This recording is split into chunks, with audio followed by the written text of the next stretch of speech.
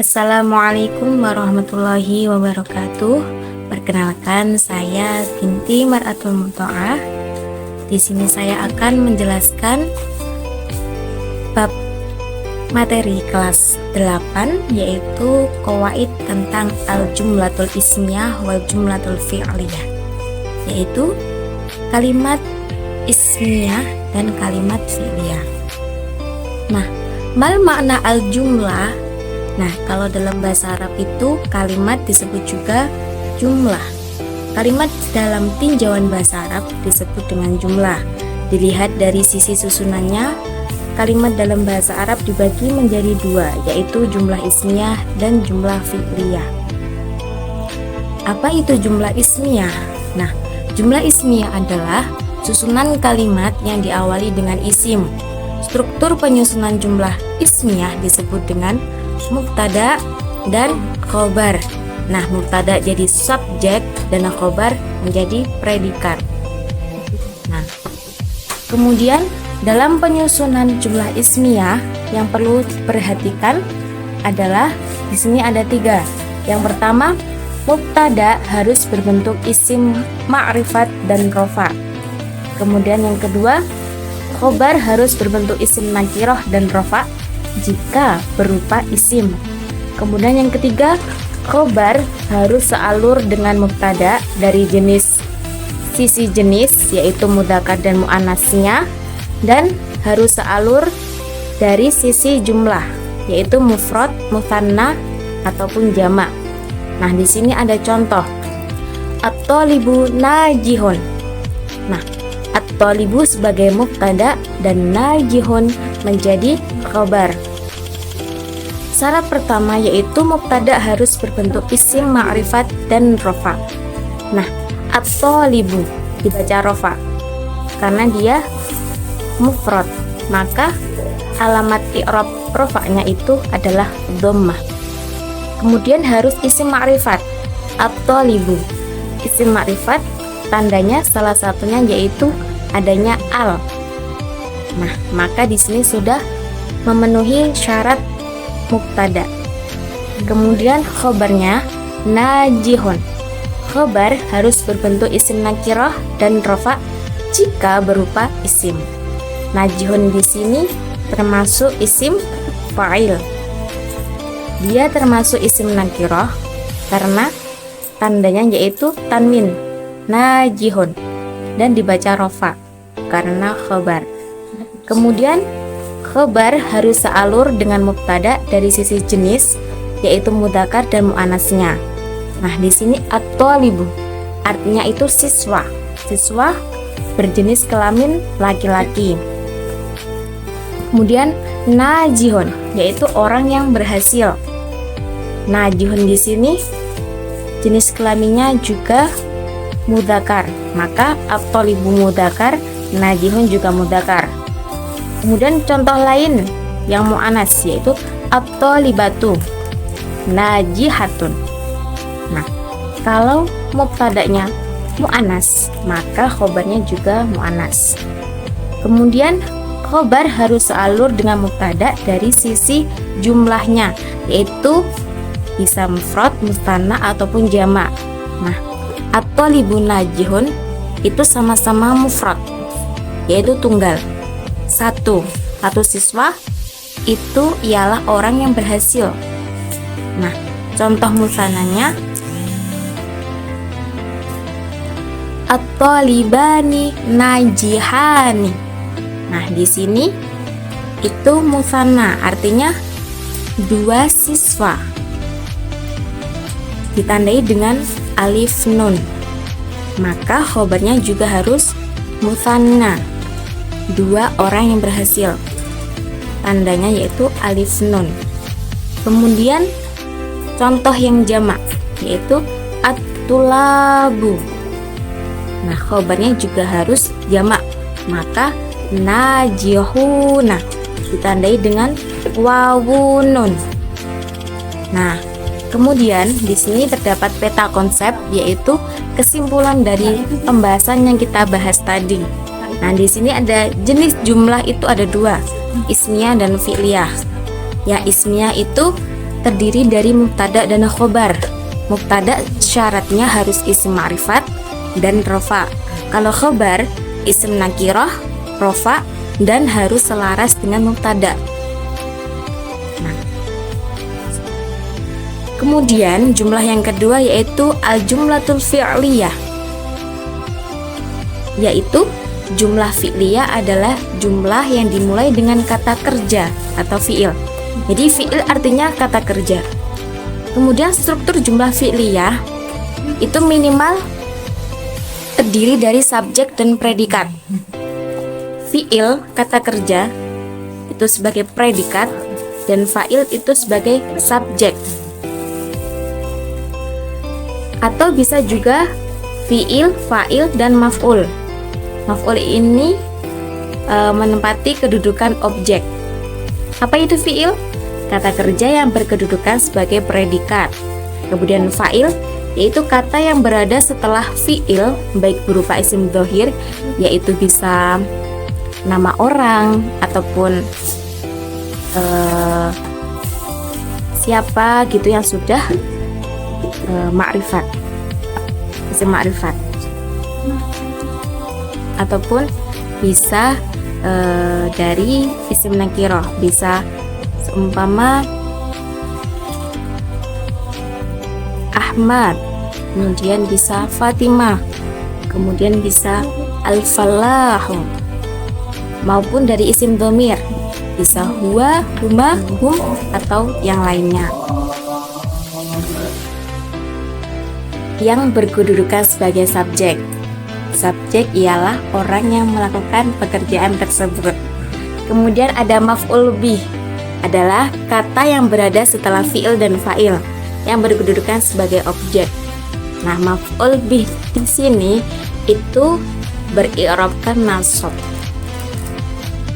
Kemudian pembagian fi'il berdasarkan kebutuhan objek itu ada dua. Yang pertama ada fi'il lazim, yang kedua ada fi'il muta'addi. Fi'il lazim ialah kata kerja yang tidak membutuhkan objek atau maf'ul bih. Jadi di sini contohnya sholla at-tulabu fil masjid. Jadi di sini nggak perlu ada objek yang menjelaskan pekerjaan tersebut. Contohnya kan sholat at-tulabu, para siswa sholat di masjid, fil masjidi. Jadi di sini langsung keterangan tempat. Jadi dia tidak membutuhkan objek. Seperti contoh lain, ya bagi Ahmadu, Ahmad menangis. Jadi sudah jelas.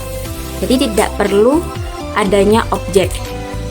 Kemudian yang kedua ada fi'il muta'addi, yaitu kata kerja yang membutuhkan objek atau maf'ul bih. Contohnya ta'kulu Fatimah al-khubza. Fatimah makan roti. Kalaupun tidak diberi objek, maka dia akan belum jelas. Nanti Fatimah makan apa? Nah, kalau di sini sudah ditambah maf'ul bih, maka sudah jelas Fatimah makan roti. Bisa ditambah keterangan tempat, fil matbahi, di dapur. Nah, kemudian selanjutnya ketentuan jumlah fi'liyah. Di sini ada 3. Yang pertama, fi'il dan fa'il harus ada kesesuaian dari sisi jenis, dari mudzakkar ataupun muannas.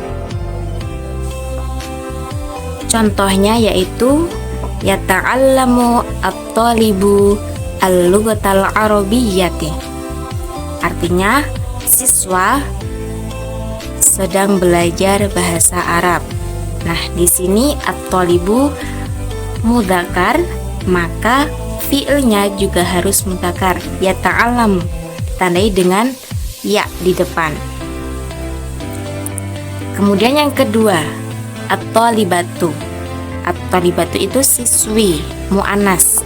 Jadi fi'ilnya juga harus mu'annas. Di sini ditandai dengan ta. Tata'allamu at-talibu at-talibatu al-lughatal arabiyyati.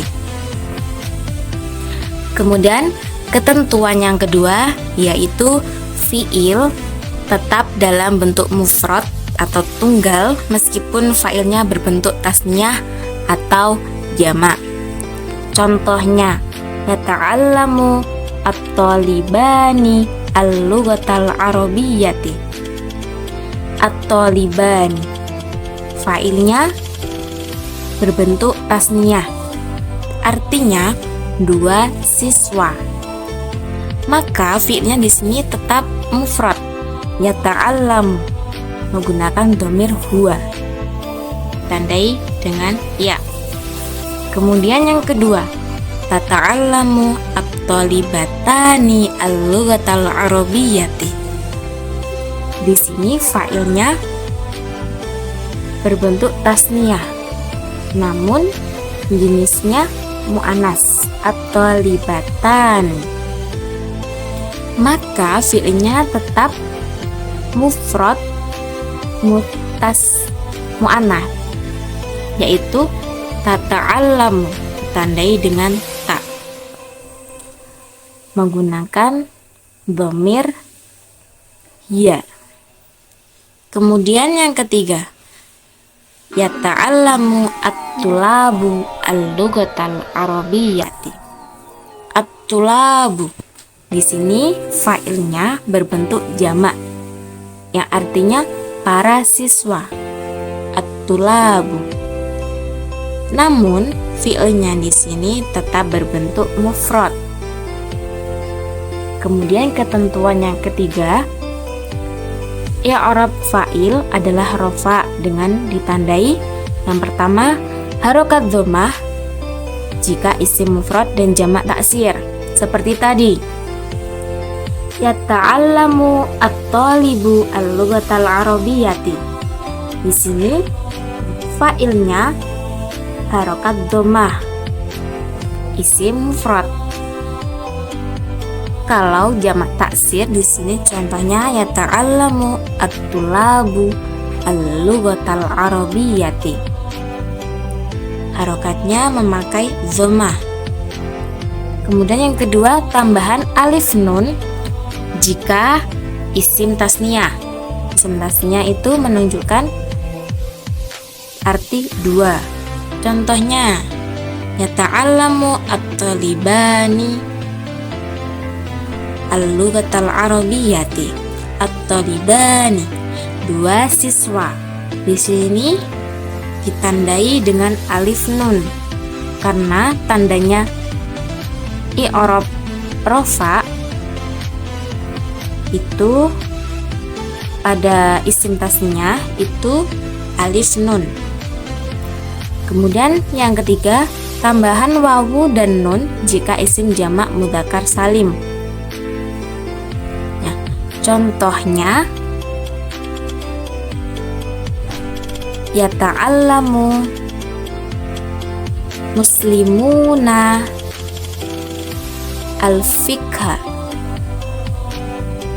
Nah, ditandai dengan wawu nun jika isim jamak mudzakkar salim karena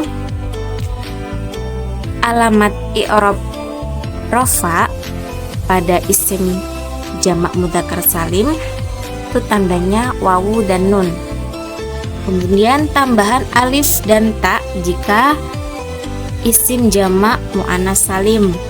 Contohnya tata'allamu at-talibati al-lughatal arabiyyati. Nah, di situ menggunakan alif ta karena alamat i'rab rafa'nya pada isim jamak muannas salim itu tandanya menggunakan alif ta. Syukron ala ihtimamikum. Semoga penjelasan saya tadi dapat memahamkan para pendengar. Sekian, kurang dan lebihnya saya mohon maaf. Wassalamualaikum warahmatullahi wabarakatuh.